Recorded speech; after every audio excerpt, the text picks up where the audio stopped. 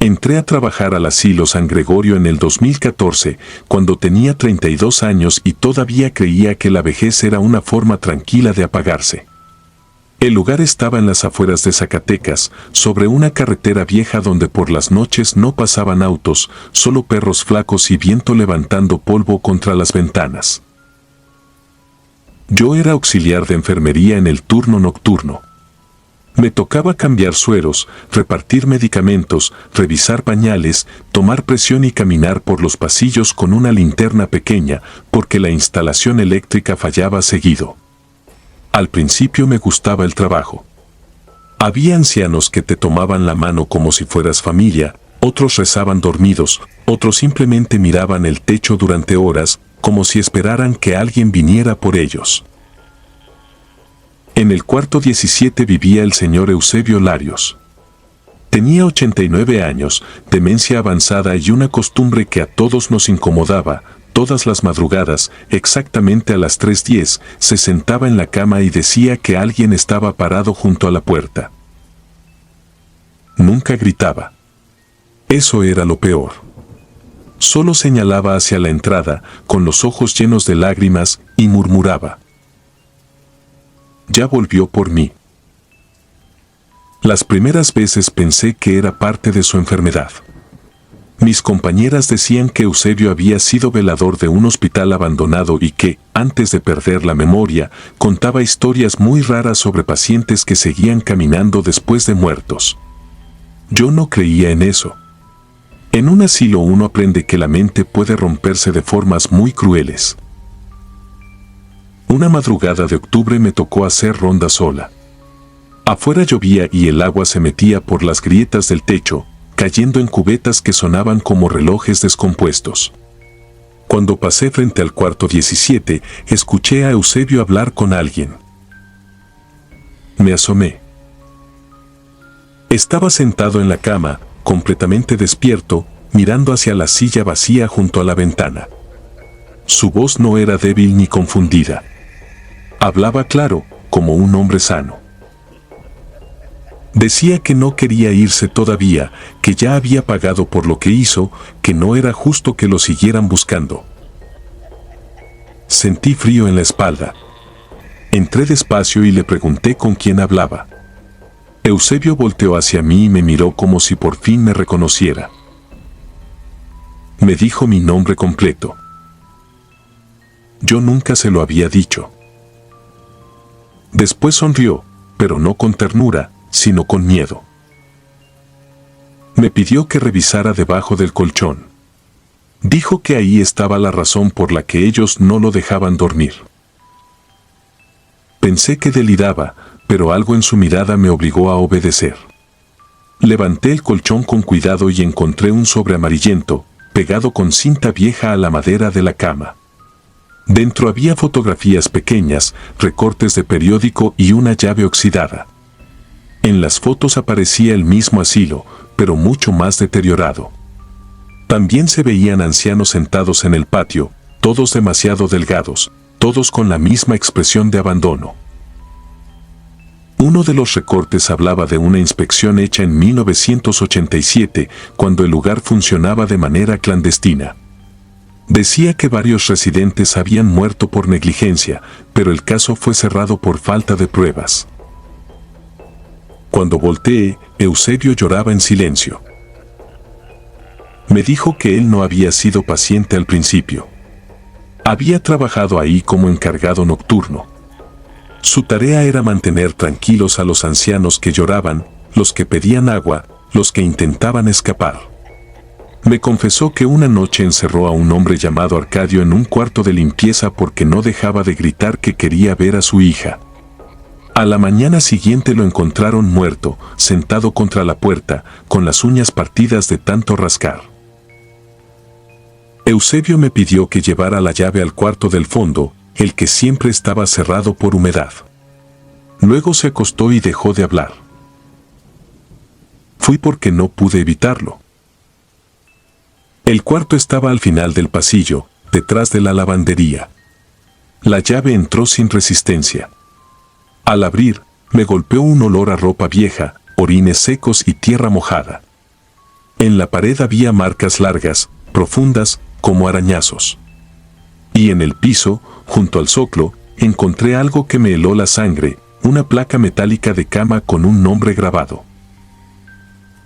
Arcadio Medina. Entonces escuché pasos detrás de mí. No corrí al principio, porque pensé que era una compañera.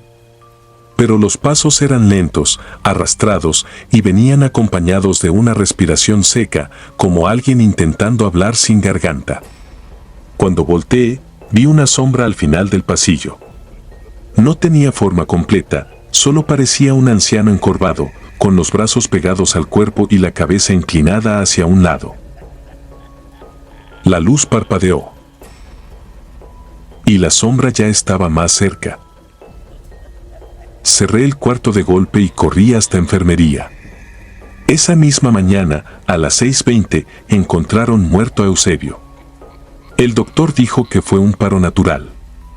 Pero cuando entré a cambiar las sábanas, vi sus manos. Tenía las uñas rotas. Como si hubiera estado rascando madera toda la noche. Renuncié 2 semanas después. Nunca conté nada, porque nadie me habría creído. Pero antes de irme revisé el registro viejo del asilo. Arcadio Medina no había muerto en el cuarto de limpieza. Según el archivo, murió en la cama 17. La misma de Eusebio. Y desde entonces entendí algo que todavía me despierta a las 3:10 de la madrugada. En ese asilo nadie ocupaba el cuarto 17 por casualidad. El lugar no cuidaba ancianos. Los iba entregando.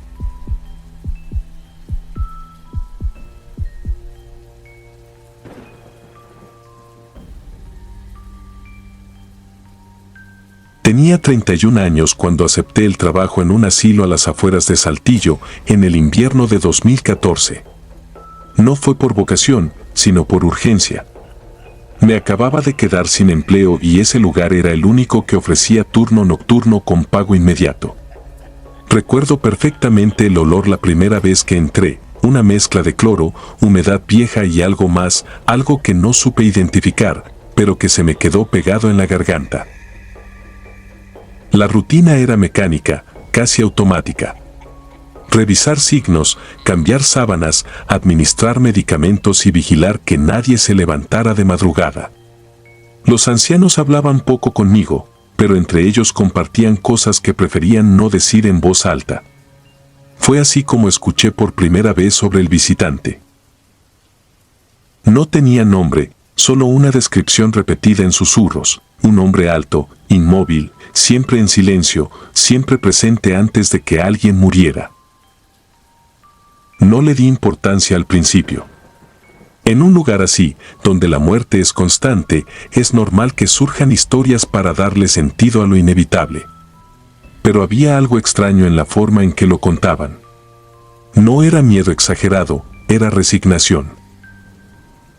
La primera vez que noté algo fuera de lugar fue con don Ernesto. Un hombre lúcido, de mirada firme, que rara vez deliraba. Esa noche, mientras le acomodaba la almohada, me sujetó la muñeca con una fuerza inesperada. «Ya vino», murmuró. No pregunté a qué se refería. Pensé que era otra confusión. Sin embargo, no soltó mi brazo. «Está en el pasillo», agregó, mirando detrás de mí. Sentí un impulso casi involuntario de voltear, pero no lo hice. Me limité a calmarlo y salir de la habitación. Don Ernesto murió esa misma madrugada. Sin ruido. Sin avisar. Después de eso, empecé a prestar más atención. No era coincidencia. Cada vez que alguien mencionaba al visitante, alguien moría en cuestión de horas. Lo más perturbador no era la muerte en sí, sino lo que ocurría antes. Algunos ancianos se quedaban viendo fijamente hacia la puerta, otros susurraban como si negociaran con alguien invisible. Una mujer incluso empezó a reír, una risa baja, seca, hasta que dejó de respirar. Aún así, me aferré a la lógica. Fatiga, sugestión, deterioro mental. Todo tenía explicación. Hasta aquella noche. Era cerca de las 2:30 de la mañana. La tormenta había dejado sin luz parte del edificio y solo algunas lámparas de emergencia iluminaban los pasillos. La penumbra hacía que todo se sintiera más estrecho, más silencioso. Estaba revisando la habitación 12, donde estaba una paciente nueva, Teresa. No llevaba ni una semana ahí, pero ya había preguntado 2 veces por el hombre que se quedaba parado en la esquina. Entré sin hacer ruido. Y ahí estaba. No fue una aparición repentina. Ya estaba dentro, como si siempre hubiera estado ahí. De pie, al fondo de la habitación. Al principio pensé que era un familiar. Pero algo no encajaba. Era demasiado alto. Demasiado quieto. Llevaba un sombrero oscuro, de ala ancha, que ocultaba completamente su rostro. No se movía, no respiraba, no hacía ningún sonido. Solo estaba ahí, mirando hacia la cama de Teresa. Sentí como el aire se volvía pesado. Como si la habitación se comprimiera. Quise hablar, pero no pude. Ni un solo sonido salió de mi garganta. Entonces Teresa abrió los ojos. No gritó. Solo lo miró y empezó a llorar en silencio. Fue en ese momento cuando el hombre giró lentamente la cabeza hacia mí. No vi sus ojos, pero sentí su mirada. No era miedo lo que provocaba. Era certeza. Como si en ese instante supiera algo sobre mí, algo que ni yo entendía. Intenté retroceder, pero mi cuerpo no respondió. Era como estar clavado al suelo. Pasaron segundos, o tal vez minutos. Perdí la noción. Y de la misma forma en que apareció, desapareció. Sin moverse. Sin desvanecerse. Simplemente dejó de estar ahí. Corrí hacia Teresa. Su respiración era débil, irregular. Intenté estabilizarla, llamar ayuda, hacer algo, pero ya era tarde. Murió antes de que alguien más llegara. Esa noche no dije nada. Nadie me preguntó. Y aunque lo hubieran hecho, no sabría cómo explicarlo. Pero lo peor vino después. Días más tarde, mientras llenaba reportes en la sala de descanso, vi mi reflejo en la ventana. Y detrás de mí estaba él otra vez. No volteé. No podía. Solo lo observé en el cristal. Inmóvil. Esperando. Fue entonces cuando entendí algo que me heló por dentro. No estaba ahí por los ancianos. Nunca lo estuvo. Desde ese momento renuncié. Dejé el trabajo sin explicación y me fui de la ciudad. Han pasado años. Pero algunas noches, cuando el silencio se vuelve demasiado profundo, lo veo reflejado en superficies oscuras. No se acerca. No hace nada. Solo espera. Y lo peor de todo, es que ahora sé que no viene por otros. Viene por mí. Suscribirte y darle like ayuda mucho a este canal. Si ya has escuchado mi contenido antes, te ha gustado y estás disfrutando lo que escuchas en este sector, te agradeceré que presiones el botón de suscribirse. Sin más interrupciones, continuamos.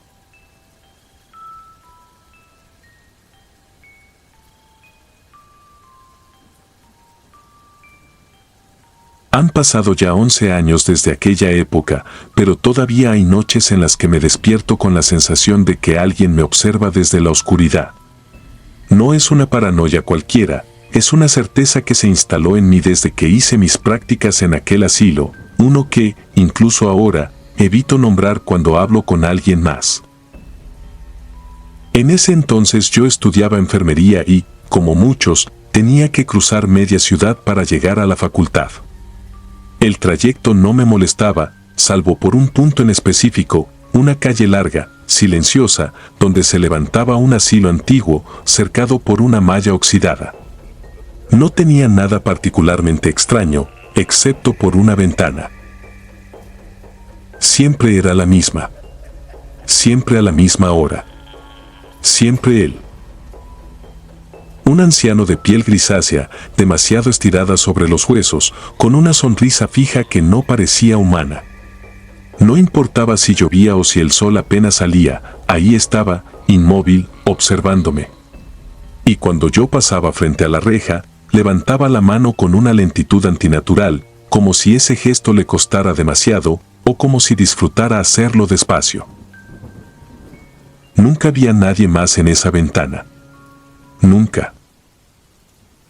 Intenté convencerme de que era un residente más, alguien con alguna condición mental, pero había algo en su mirada que me desarmaba. No era vacío, era consciente. Demasiado consciente. El verdadero problema comenzó cuando me asignaron ese lugar para mis prácticas. Recuerdo perfectamente el primer día. El olor a desinfectante no lograba ocultar el aroma viejo, húmedo, como de cosas que ya no deberían seguir ahí. Me presentaron al personal, me explicaron las rutinas y finalmente pregunté por él, intentando sonar casual. Nadie respondió de inmediato. Una enfermera, mayor que yo, me miró con una expresión difícil de describir. No era miedo exactamente, era incomodidad. Me dijo que se llamaba Esteban, que llevaba años internado y que no era recomendable interactuar demasiado con él. No pregunté más. Pero lo vi. No en la ventana. En su habitación. Estaba sentado en una silla, mirando hacia la pared, completamente quieto. Cuando entré, no reaccionó. Pensé que tal vez no me había notado, hasta que habló sin girar la cabeza. Ya tardabas. Sentí un escalofrío inmediato. No le respondí. Intenté mantener la calma, revisar sus signos, hacer lo que debía. Pero entonces empezó a reír, una risa baja, seca, que no venía de alguien anciano, era demasiado firme, demasiado viva. Me dijo que no me asustara, que él no hacía daño, no directamente. Que había alguien más con él. No quise escuchar más, pero él continuó, como si supiera que no podía irme. Me habló de una presencia que lo acompañaba desde joven, algo que lo ayudaba, que le enseñaba cosas, que le permitía hacer cosas que nadie más podía. Lo decía con orgullo, con una tranquilidad que me resultaba insoportable. A partir de ese día, todo empeoró. Comencé a tener sueños extraños. No eran pesadillas comunes, eran escenas repetitivas. Yo caminando por ese pasillo del asilo, pero vacío, completamente silencioso, hasta llegar a la ventana. Y ahí estaba él, pero no dentro. Estaba afuera. Esperándome. Cada noche avanzaba un poco más hacia mí. Intenté ignorarlo, pero también empezó a manifestarse en la realidad. Lo veía en lugares donde no debía estar, reflejado en vidrios, en los monitores apagados, incluso una vez, detrás de mí, en el espejo del baño del hospital. Cuando volteé, no había nadie. Pero la sensación de que no estaba sola no desapareció. Mis prácticas terminaron y sentí un alivio que no puedo describir. Dejé de pasar por esa calle, cambié rutas, intenté olvidar. Poco tiempo después, me enteré de que Esteban había muerto. Recuerdo haber sentido algo cercano a la paz. Durante meses, todo volvió a la normalidad. O eso creí. Hasta que una tarde, por una urgencia, no tuve más opción que pasar de nuevo por esa calle. No quería mirar, me repetía que ya no había nada ahí, que todo había terminado. Pero al llegar frente al asilo, algo me obligó a levantar la vista. La ventana seguía ahí. Y él también. No había duda. Su sonrisa era la misma, pero su piel se veía más tensa, más pegada al hueso, como si algo dentro de él intentara sostenerlo. Levantó la mano. Y esta vez no estaba solo. Había una segunda silueta detrás de él, apenas perceptible, más alta, más oscura, pegada a su espalda como una sombra mal formada. Entonces comprendí algo que me dejó sin aire. No me estaba saludando. Me estaba señalando. No volví a pasar por ahí, nunca más. Cambié de ciudad meses después, intentando cerrar ese capítulo. Pero hay algo que no puedo explicar, algo que empezó hace poco. A veces, al despertar, encuentro la ventana de mi cuarto abierta, aunque estoy segura de haberla cerrado antes de dormir. Y en el reflejo del vidrio hay una figura detrás de mí. No siempre está. Pero cuando aparece, sonríe. Y levanta la mano, igual que él. Como si me conociera. Como si hubiera estado esperando todo este tiempo a que yo también le abriera.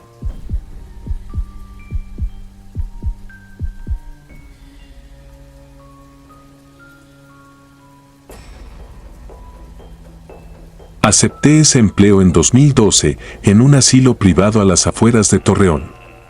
Era un edificio antiguo, remodelado a medias, con pasillos largos que olían a desinfectante y humedad acumulada. Me contrataron para el turno nocturno, según el administrador, era el más sencillo, porque los residentes dormían casi toda la noche. Durante la primera semana, todo fue exactamente así. Rutina. Silencio. Respiraciones lentas detrás de puertas cerradas. Pero el asilo tenía algo que no figuraba en el contrato, una sensación constante de vigilancia. No era miedo inmediato, era algo más sutil, como si el lugar tuviera memoria y no le agradara mi presencia. El primer indicio llegó a las 3:12 de la madrugada. No eran pasos, ni golpes, ni voces. Era un silbido. No una melodía clara, sino una sucesión irregular de notas, largas y cortas, como alguien que intenta recordar una canción que ya olvidó. Provenía del pasillo sur, una sección que no aparecía en los recorridos habituales porque estaba cerrada por mantenimiento. Esa fue la versión oficial. Esa noche no investigué. Tampoco la siguiente. Pero el silbido persistía. Siempre a la misma hora. Siempre con la misma intención, como si no fuera un sonido al azar, sino una llamada. A la tercera semana dejé de ignorarlo. No fue valentía. Fue desgaste. El silencio del asilo empezaba a volverse insoportable y ese silbido era lo único que lo rompía. Una madrugada tomé la linterna y caminé hacia el pasillo sur. La puerta estaba entreabierta. Nadie me dijo que eso fuera posible. La empujé lentamente. Las bisagras no hicieron ruido. Eso fue lo primero que me incomodó. El aire ahí dentro era distinto. Más frío. Más pesado. Como si llevara años sin circular. La luz de mi linterna apenas alcanzaba a dibujar las paredes descascaradas y el suelo manchado por el tiempo. El silbido se detuvo. De golpe. Y entonces entendí algo que me paralizó. No venía de ese pasillo.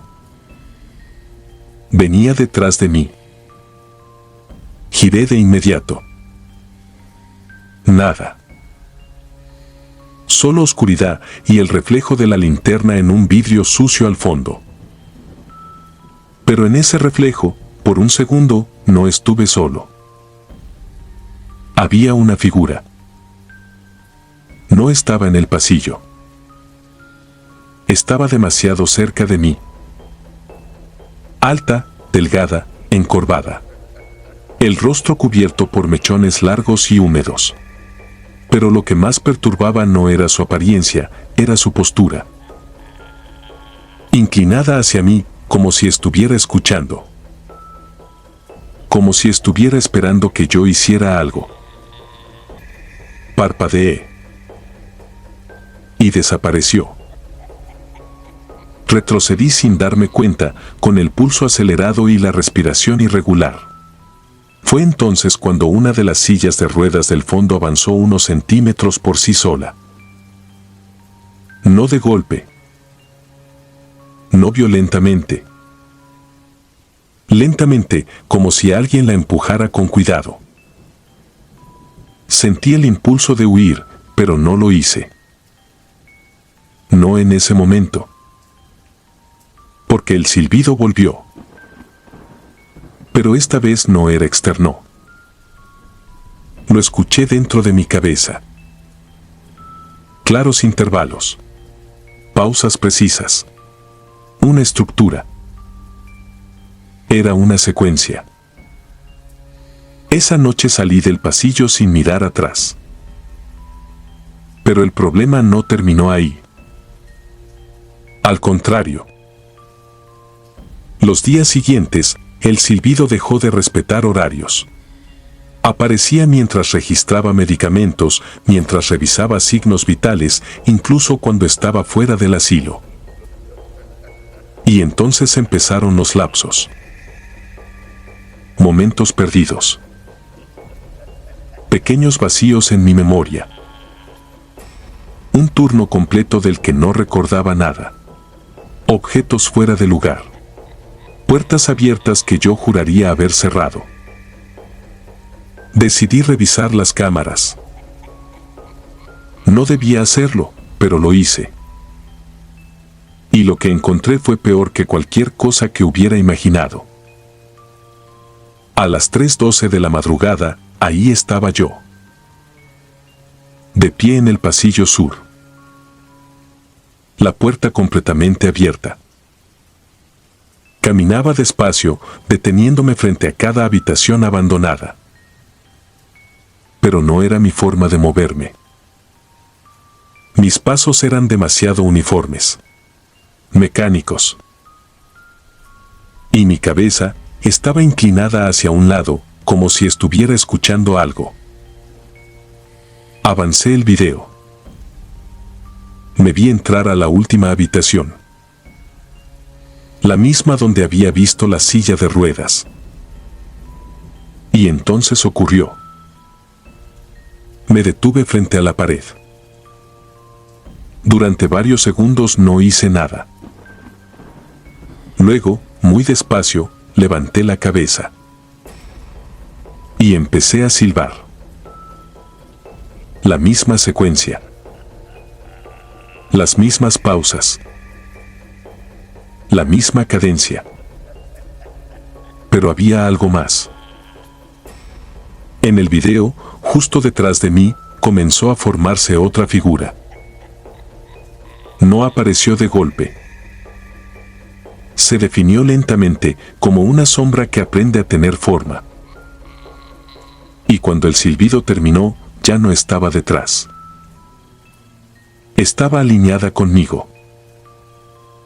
Exactamente en mi misma postura. Como si fuéramos uno solo. Cerré el video. No quise ver más. Renuncié esa misma mañana. Nunca di explicaciones. Pensé que al salir de ese lugar todo terminaría. Pero no funciona así.